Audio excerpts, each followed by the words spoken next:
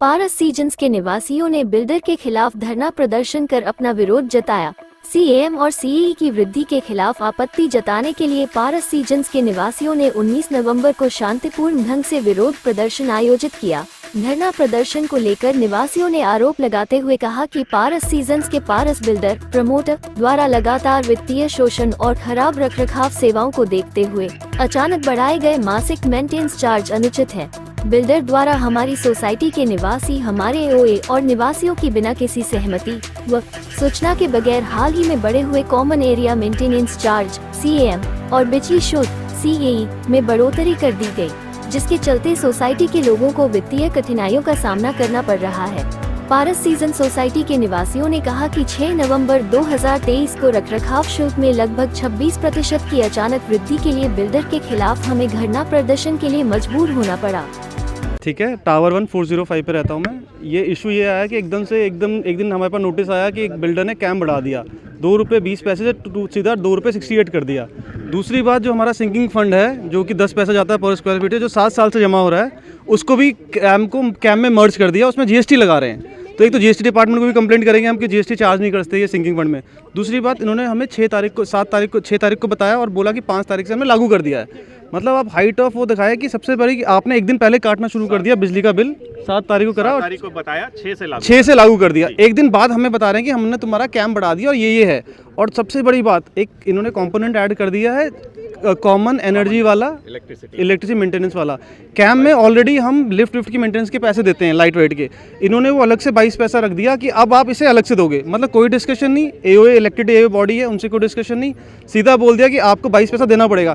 जो कि छोटे फ्लैट है कम से कम 180-190 फ्लैट बनता है, बड़े फ्लैट का 400 बनता है। तो बिल्डर ने इजीली 70-80 लाख महीने का साल का अपना रेवेन्यू जनरेट कर लिया। फैसिलिटी के नाम पे ना हमारी लीकेज सीपेज ठीक हो रही है, ना पेंडिंग रजिस्ट्री ठीक हो रही है। 350 फ्लैट्स की रेंट पेंडिंग रजिस्ट्रीज पड़ी हुई हैं, जो कि इनके ड्यूज नहीं दिए, इन्होंने अपने क्लियर नहीं किए, इसलिए अभी तक हो नहीं पा रहे हैं। सबसे बढ़िया रिपेयर पेंट की हालत देख लीजिए, कोई रिपेयर पेंट शुरू करिए बंद कर देते हैं, कहते हैं पैसे दो। पैसे किस चीज़ के दो आप बताइए। इन्होंने बैलेंस शीट अभी तक शो नहीं करी है 7 साल से हमें। हम कहते हैं एक्सपेंस रिपोर्ट दिखाओ हमें, अगर कहते हैं लॉस है लॉस शेयर करें, तो कुछ शेयर नहीं करते sir. End of the day ये है कि हमें मीडिया का सपोर्ट चाहिए ताकि आप इस चीज़ को उठाएं और इनसे कम से कम एक्सपेंस रिपोर्ट मांगे। सबसे पहली बात तो ये कैम वापस होना चाहिए कि बढ़ा हुआ है, ये फटा हुआ कैम है। ये जो पारस बिल्डर है, इसके कई और प्रोजेक्ट भी होंगे, इसके बहुत प्रोजेक्ट्स हैं। आप लोगों को वहाँ जाके कोई इनकी तरफ से कोई मिला नहीं है अभी तक? सर पारस टेरा इनका प्रोजेक्ट था जो कि हैंड ओवर हो गया। इनकी इन हरकतों की वजह से वहाँ के जो प्रेसिडेंट साहब उन्होंने हैंड ओवर कर लिया। हमारी जो एओ है वो भी इस प्रोसेस में लग रही है कि अगर ऐसे चलेगा तो हैंड ओवर लेना ही पड़ेगा आज नहीं तो कल। पर क्योंकि अभी न्यूली बड़ी हमारी फर्स्ट एओ है, उन्होंने हैंड ओवर ले लिया अपने हाथ पे, गोल्डन पाम ने हैंड ओवर ले लिया। इवेंचुअली ये हैंड ओवर नहीं देते, कहते हैं देंगे पर हमारा पैसा ये है वो देते भी नहीं है। हमें आउटस्टैंडिंग इश्यूज क्लियर करने हैं। हाँ हमारे नहीं, आउटस्टैंडिंग इशू तो फिर अपने आप ही क्लियर करेंगे तो देते हैं। और इलेक्ट्रिसिटी दोनों एक साथ चार्ज करते हैं, सब एक साथ वाला है जो इन्होंने अलग अलग करना चाहिए। ये सब कुछ अलग होना चाहिए, पर आप देखिए कितने सारे इश्यूज हैं पर कुछ काम नहीं करते। पैसा के नाम पे 1 रुपये खर्च नहीं करते, पेटी कैश बिल्डिंग की हालत देख लो सर, कुछ काम नहीं करते। और सबसे बड़ी जो समस्या ये है कि जो बहुत बड़े बड़े मुद्दे हैं उनके तरफ इनका कोई ध्यान नहीं जाता है। जैसे कि हमारे बेसमेंट के लीकेज की, ये आज हम 6-7 सालों से इनसे इस मुद्दे पे लड़ रहे हैं। न केवल बिल्डर को, यहाँ तक कि अथॉरिटी को भी हमने इन्फॉर्म किया हुआ है। अनफॉर्चुनेटली न बिल्डर से न अथॉरिटी से किसी से भी इसका सहयोग नहीं मिल रहा है। इस सारे मुद्दों को उन्होंने दरकिनार करते हुए केवल और केवल अपने बेनिफिट के लिए कैंप जैसे मुद्दे को उठा के बढ़ा दिया। और उसमें उन्होंने इतनी भी पेशेंस या इतनी भी तरीके से नहीं किया कि कम से कम वो हमारे से एक ऑडिटेड रिपोर्ट शेयर करें कि आपके कितने खर्चे हो रहे हैं, आपके कितने आमदनी हो रही है। और आप रेसिडेंट से डिस्कस करते, एओए से डिस्कस करते, जो एक प्रॉपर तरीका होता है, उस प्रोसेस के थ्रू अगर आप करते तो शायद ये नौबत नहीं आती। पहले मंथली चार्जेस कितना दे रहे थे? 2 रुपया 20 पैसा प्लस 10 पैसे सिंकिंग चार्ज था, 2 रुपये 30 पैसे टोटल था। आज के टाइम पे उन्होंने 2 रुपीज़ 98 पैसे कर दिया है, जिसमें से 268 उन्होंने वैसे लिखा है। जबकि उस एक तरीके से अगर आप देखेंगे तो सिंकिंग पैसे को उसके साथ मर्ज नहीं होना चाहिए। सिंकिंग पैसे इन्होंने अभी तक उसमें से जो नए बढ़ाए हैं उसमें से उन्होंने सिंकिंग पैसे अलग से नहीं दिखाए हैं। इस सोसाइटी का नाम पारस सीजन है।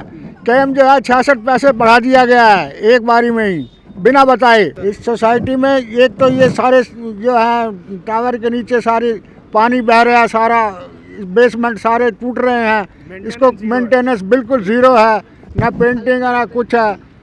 यहाँ बहुत जीना बड़ा मुश्किल हो रहा है। शर्मा है और मैं पारस सीजन सोसाइटी में रहती हूँ और ये प्रोटेस्ट बिल्डर के without information camp charges increase करने पे उठाया जा रहा है और अब सडनली एक रीजनेबल अमाउंट होता है जिसको इंक्रीज़ करा जाता है with AOA information. We have a registered AOA को भी नहीं इन्फॉर्म किया गया और सडनली इंक्रीज़ कर दिया। ये तो तानाशाही है ना। इट्स नॉट अबाउट कि आप लीगली कुछ चीज़ कर रहे हो। नहीं, परेशानियां तो बहुत सारे, रजिस्ट्री नहीं कर रखी है, सीपेज बहुत ज़्यादा है लोगों की, इवन सीलिंग पे इतनी ज़्यादा सीपेज है, ब्लैक फंगस है, बिल्डिंग की कंस्ट्रक्शन बहुत बेकार है। लिटेरा में एक इतना बड़ा इंसिडेंस हो चुका है, आप लोगों को पता है। उसके बाद भी ये लोग कोई मेजरमेंट नहीं ले रहे, कुछ भी हम कोई एग्जैक्टली हम लोग खुद ही अपने लिए स्टेप्स ले रहे हैं। They are not taking any steps for us. प्रदर्शन करने का सबसे बड़ा कारण हम लोगों का ये है कि बिल्डर ने विदाउट रेजिडेंसी को इन्फॉर्म किए हुए तानाशाही रवैये से इन्होंने कैंप चार्जेस बढ़ा दिया है, जो कि कैंप चार्जेस 26% बढ़ाया है। इतना तो बहुत ज़्यादा चार्जेस है। उस हिसाब से अगर आप देख सकते हैं इन सभी बिल्डिंगों का हालत, बेसमेंट में जाके देखिए, न के बराबर मेंटेनेंस है। जब हम लोगों ने प्रोजेक्ट हैंडओवर हुआ भी नहीं, उससे पहले से सीपेज की प्रॉब्लम है। आप देख सकते हो कि बारिश का पानी, बारिश तो छोड़ो, वहाँ पे 12 महीने तक बारिश होती रहती है बेसमेंट में। बिल्डिंगों की हालत आप देख सकते हो, चारों तरफ क्या हालत है। कोई भी बालकनी में आके खड़ा नहीं हो सकता क्योंकि कभी भी ऊपर से नीचे प्लास्टर नीचे आ सकता है। तो बिल्डर का कंस्ट्रक्शन क्वालिटी भी बहुत ज़्यादा रद्दी है। ये समझ लो यहाँ पे हम लोग रह रहे हैं बड़े डर और बहुत ही घटिया कंस्ट्रक्शन क्वालिटी। डिस्कस करना चाहिए हम लोगों से, आपस में पहले डिस्कस करना चाहिए था, जो उसके बाद मतलब इनको पैसा बढ़ाना चाहिए। जो अगर जो हम लोग सहमत हो, जब आपका काम क्या हो रहा है ये बताइए। बेसमेंट में आज तक साला वो पानी नहीं रुकता, यहाँ मतलब आदमी बदबू के मारे वैसे मर जाए। इसमें है क्या? ना मंदिर के लिए कोई इन्होंने मतलब प्रावधान किया, बताइए। रजिस्ट्री का इन्होंने आज तक मतलब रजिस्ट्री का इन्होंने क्या वो उठाया, मतलब ये बताइए। रजिस्ट्री कराई है इन्होंने आज तक? नहीं, चार्जेस किस लिए बढ़ाए इन्होंने? क्या करवाएंगे ये बताइए। अरे क्या करवाएंगे ये? है इनके पास जवाब? दिवाली पे क्या कहते हैं, दीपावली पे इन्होंने मना कर दिया साहब, वो कारीगर काम करने नहीं जाएगा घरों पे, जो वर्कर हैं, और उसके लिए दूसरे घरों में जा रहे हैं, पैसा ले रहे हैं। और इनके वर्कर को इनके दिखाया हमने जाकर वहाँ पर कि बोले आप वीडियो बना लो, हम बोले हम इसके ऊपर एक्शन लेंगे। आज तक क्या एक्शन लिया इन्होंने? और बिल्डिंग की हालत देख लो, मतलब कितनी खराब है, जर्जर हालत में पड़ी हुई है। कभी इन्होंने हर चीज में, अरे क्या कहाँ तक बताएंगे आप? तो वो तो ये 420 धोखाधड़ियाँ करना इन लोगों का काम है, और क्या है।